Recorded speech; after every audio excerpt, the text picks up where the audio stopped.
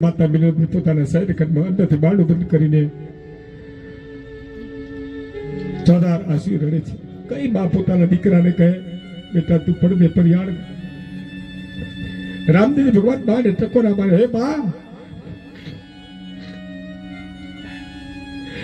બા બારણું ખોલો, તારો રામો આવે છે.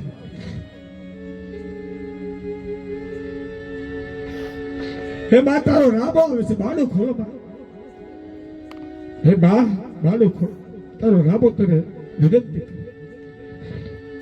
બા બેન બારણું નથી ખોલતી.